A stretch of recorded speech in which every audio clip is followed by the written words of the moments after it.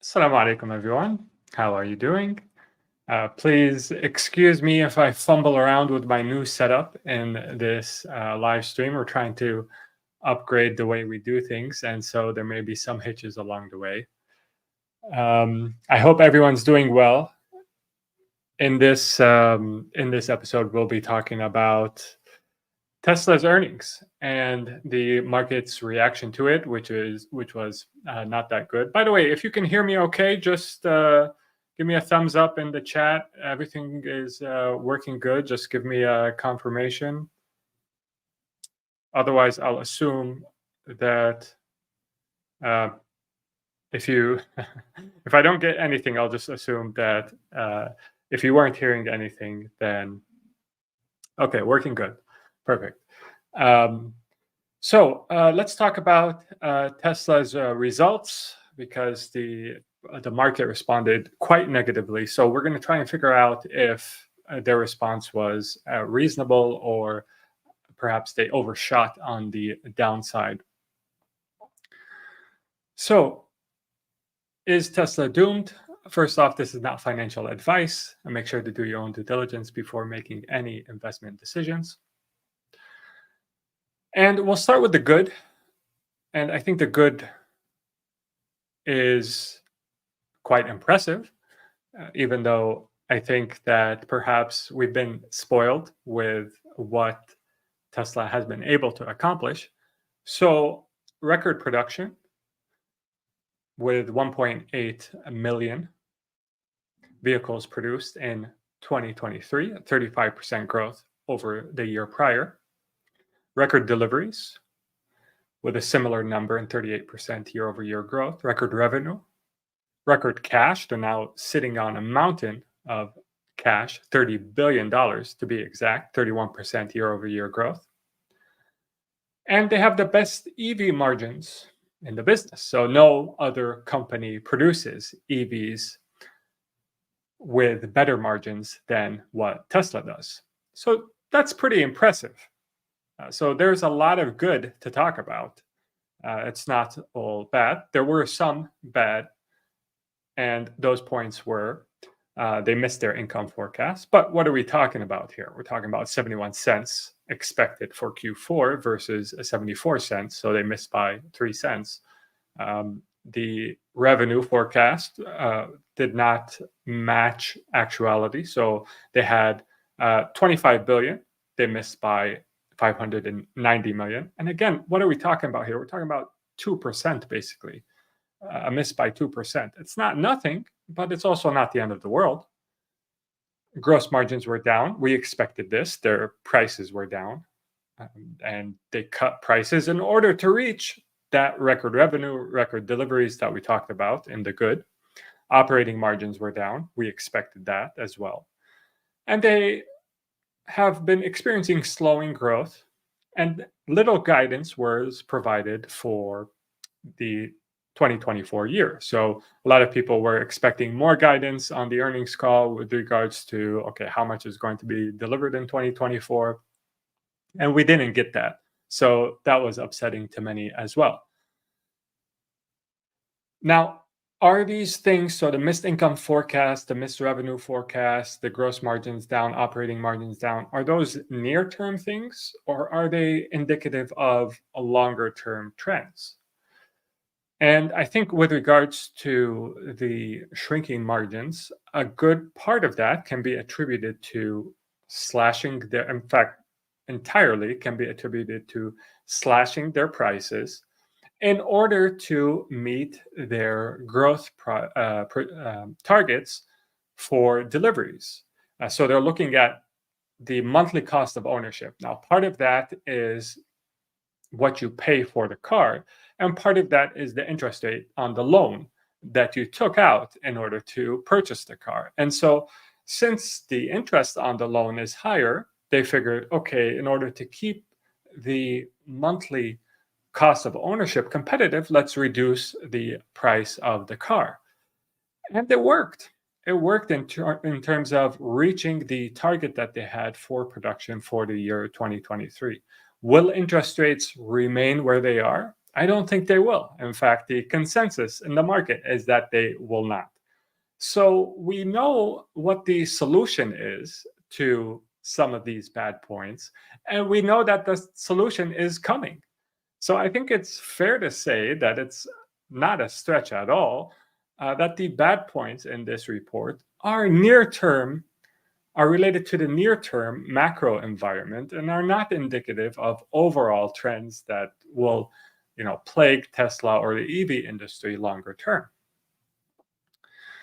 And if you look at historical revenue growth for Tesla, you can see that we've previously had periods where revenue has flatlined for a period of time. So if you look at, for example, Q3 of 2018 all the way to Q2 of 2020, it was pretty much the same. There was no real growth there. But then from Q3 of 2020 all the way to Q4 of 2022, you had some pretty robust growth, and you saw similar growth in the stock's price.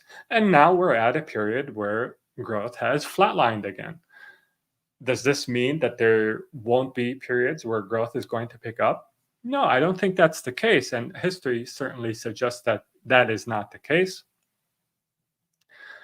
So, the period that we're in right now is a period of opportunity. It's a period of lower prices where you can accumulate at reasonable valuations. I mean, at one point in 2021, the PE of Tesla was greater than 1,000. So if you hadn't bought, if you hadn't already positioned yourself, you were basically priced out of buying Tesla at a reasonable valuation. Now you have that opportunity again. And I just want to emphasize this, that these periods are opportunities.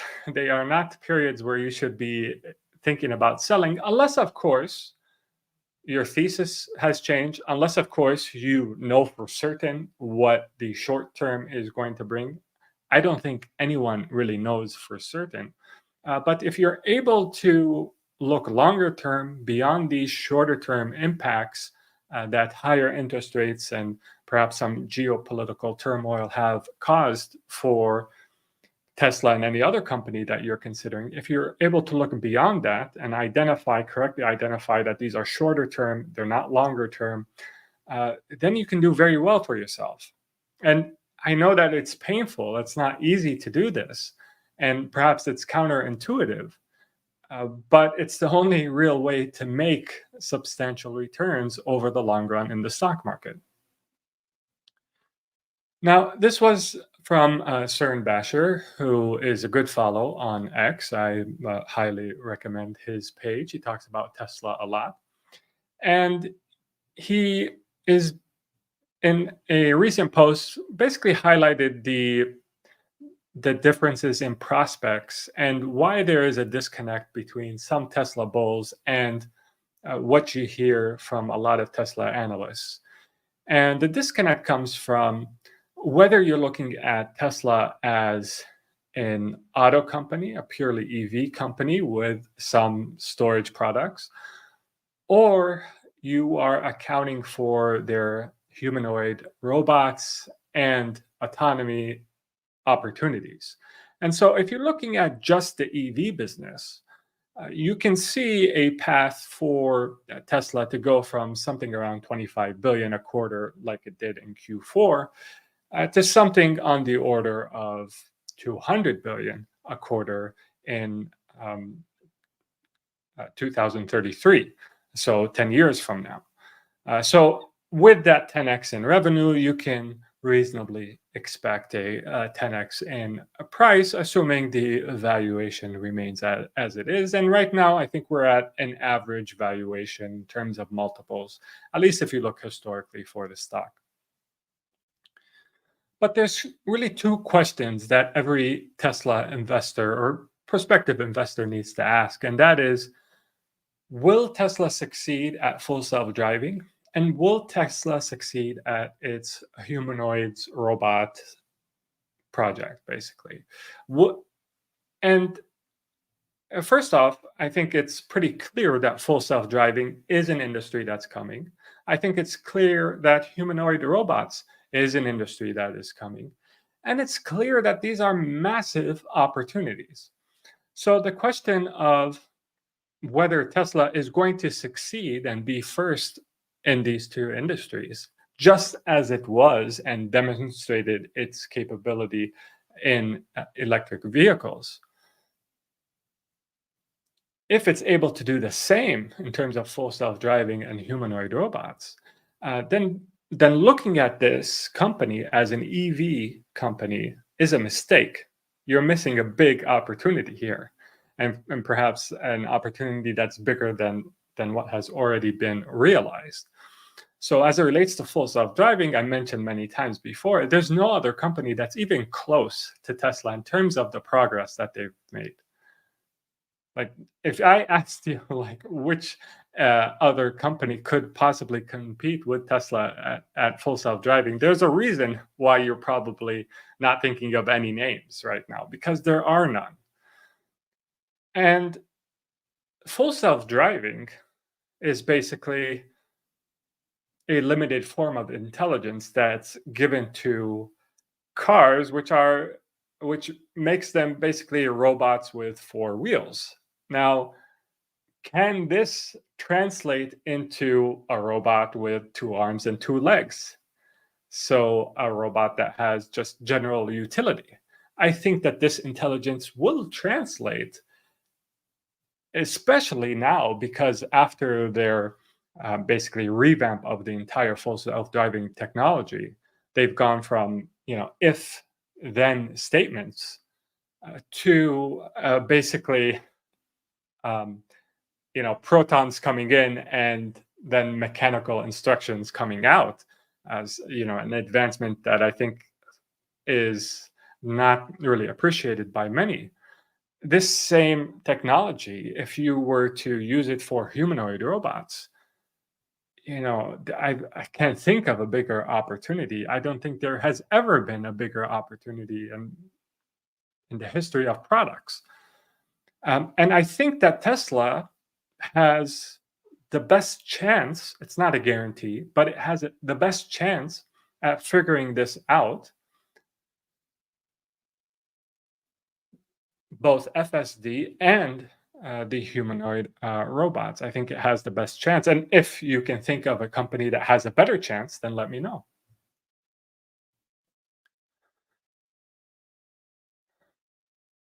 And I will, if you do have questions, I'm going to answer them, inshallah, at the end of the live. So be sure to leave them in the chat. Now, this same analyst projects, okay, what are the potential revenues if we were to include autonomy? So if Tesla succeeds at autonomy and perhaps we have a service like robotaxis, what are the potential revenues then?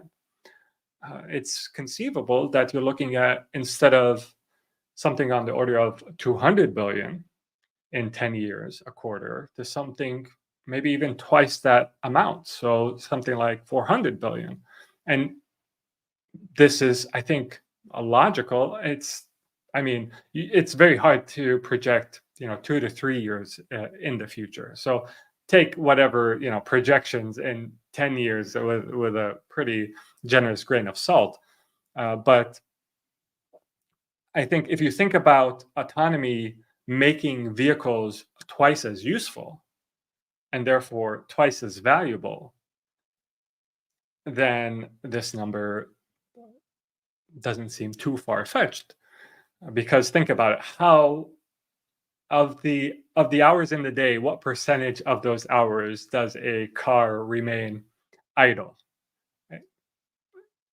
Probably more than half, right? In fact, it's probably only getting 2 hours if it's actually used heavily. It's probably getting 2 to 3 hours out of the entire day, 2 to 3 hours of usage. And so if you added autonomy and you added a robotaxi network, is it far-fetched to assume that it could get 6 hours of usage a day, 9 hours, 12 hours, maybe even more than that? So you're talking about making this fleet of cars potentially 2, 3, 4x more useful and therefore more valuable. And perhaps this is why Tesla is prioritizing reaching its delivery targets. It's not prioritizing profit margins because the profit margins, the real juicy profit margins, are to come when full self driving is realized. And really, what they're doing right now is that they're just making sure that they sell, if I give an analogy, the most amount of printers, right? So they want to make sure their printers are in every office, even if it doesn't make a lot of money for them. And then they'll make their money on the ink. And so, using that same analogy, Tesla may be looking, having a longer term perspective than the market is appreciating right now. And then when you add to autonomy the prospect of humanoid robots, then you get to something crazy, right? It's almost there's no use in trying to figure out what the actual number is, because if you think about a general purpose robot that can do daily tasks, it's reasonable to expect that the demand for this would be unlimited, right? So Elon Musk mentioned this, and it's true. So, at least in theory, GDP is basically the productiveness of every unit in society, right? Uh, Times the number of productive units. Well, previously the productive units were people. If you add robots to that, then the prospects of GDP become unlimited because you can make one part of that as many as you want, so long as you have the production capacity. So the demand for it will be unlimited, so long as it's useful and it's autonomous, it has general purpose. There's no limits to how much you could grow the economy by. And I think that a lot of the strength that we're seeing in the economy right now, even though we've been predicting recession for the longest time, is a function of the added utility that and the added productiveness that the productive members of society are able to have with the additional tools that are being provided to them. So artificial intelligence and other technologies makes every worker more and more productive.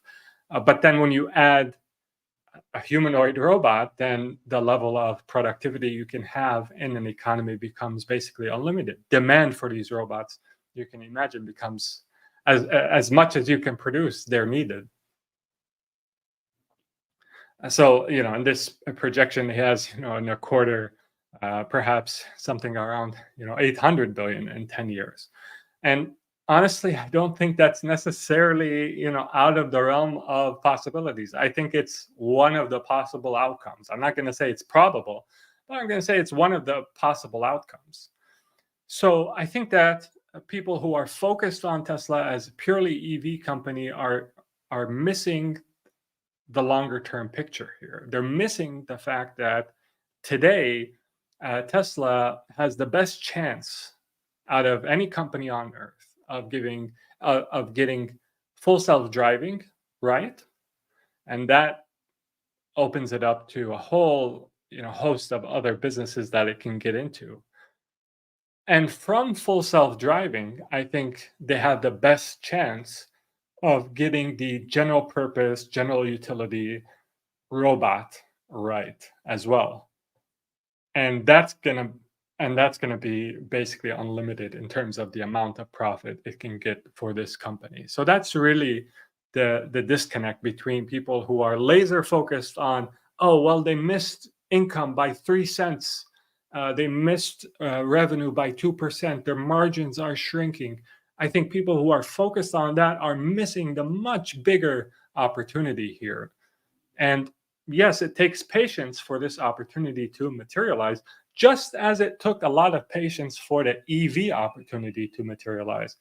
But I don't think there's another company on earth that's better positioned to have this opportunity realized. So the ultimate arbitrage is that's available to every investor, right? Is the time arbitrage, which is the investment strategy that seeks to take advantage of short term price changes that do not correspond with a longer term outlook. And right now, the market is presenting investors with an opportunity to do short term or time arbitrage by looking beyond the immediate future into the longer term future. And I wanted to end with a just sort of a sanity check with regards to pricing of their EV business, which is what Wall Street is focused on. They don't even try to price the humanoid robotics business or try to price the full self driving business in their models because there's just not enough information about them. So they don't really price that. But if you're just looking at the EV business and the energy business as well, and the services that are related to those, then even with the new price targets that came out after the earnings report, there is still an average 34% upside based on these new price targets from some of the most well known firms on Wall Street. So, at the current price, at least as of making this live, um, I see this. I see Tesla as extremely attractive given the upside. So I don't know if it's going to go down to 160 or 150, and who knows? I've heard people saying 120, 100. Who can go lower? But regardless, what we do know for sure is what it's priced at today, and the valuations of not just myself, which I shared with our members, our valuation today and price target for Tesla, but the valuations of other reputable Wall Street firms seem to suggest that at today's prices, there is still much upside. So with that, I hope you enjoyed this live. If you do like this new setup, make sure to leave a like, subscribe. I'll get better at it. I'm still figuring out the controls. But with that, let's go to you guys' questions. Any prospect of income from their charging network? Yeah, there's a lot of income from that. I mean, the projection that I saw for 2030 was anywhere between 50 and 100 billion in 2030 that Tesla could earn from its charging network. And for those who are unfamiliar, their charging network has actually become the standard in North America, and I believe it will become the standard in other geographies as well. So, I mean, there's so many different businesses. It's like a mutual fund, basically, under one roof. Tesla is. Do you think the price of Tesla will dip further in short term? It's really hard to say. Predicting the short term is something could happen geopolitically that throws everything off. You could get you know a drop in inflation that maybe produces some sentiment shift in the markets. There's so many different possibilities in the short term, but I think a longer term trend, if you're focused on the longer term trend, there's better visibility into that. And so it's tough to say what happens in the short term.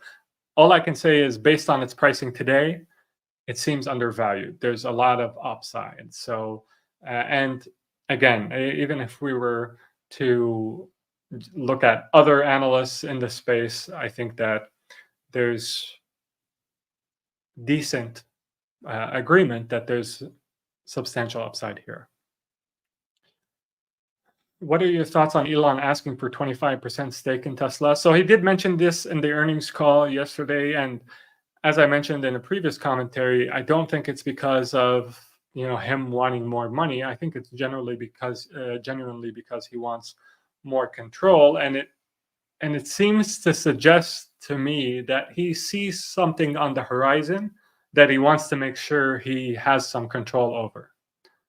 Like it seems like, and this is speculation, but it seems like he sees something on the horizon of their development in terms of their development of their humanoid robots or their full self-driving. He sees some amount of dual use or danger there, and he wants to make sure that he has enough control when they reach that point in order for decisions not to be made that are, in his view, harmful to humanity. So I actually believe him when he says that he wants control in order to ensure against these risks of the technologies that he's developing.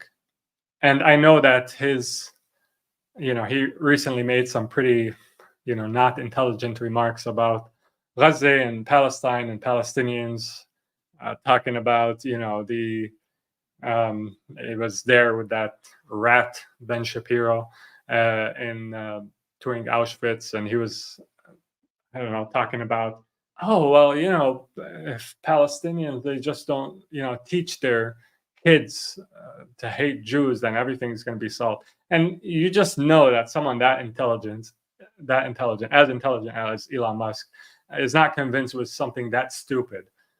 But he said it because I think he's trying to get advertisers back on X. And so, he's a pragmatic person. So, what works is what he'll do. And to an extent, I think he probably has a cost benefit analysis in his mind, probably thinking, oh, well, saving X is more important than these words that actually don't impact anything. So I'll just say them. Do I think Tesla will succeed if Elon is no longer CEO? I think there's a possibility that it becomes like analogous to Apple after Steve Jobs died. So Apple became a lot less innovative, but the industries that it was already in kind of perfected them. So I think there is a possibility that that's what happens with Tesla, but Allahu alam, of course. I sold all my Tesla today, actually. I just don't like Elon, and the brand is suffering, in my opinion. I bought AMD instead. Well, I hope it works out for you. A general rule of thumb that has worked brilliantly for me over the years is that I typically never sell when the stock is down like it is today, like 10% or something like that. And I never buy when the stock is up that much on the same day. It's a rule that has served me well over the years. Is BYD a potential danger to Tesla? So yes, I believe BYD is the most serious competition to Tesla, but it lags seriously in terms of AI and full self-driving. And in fact, Elon mentioned it on the earnings call yesterday that basically the Chinese companies were going to clobber the non-Chinese companies, US EV companies, with exception to Tesla. So I believe that. Did I sell Tesla? I don't know. Heck yeah. I'm thinking about buying. I'm not thinking about selling at this point, but it's a matter of timing. All right. So I hope you found this stream beneficial. Until next time, make sure to take care of yourself. Assalamu alaikum, and peace be upon you all.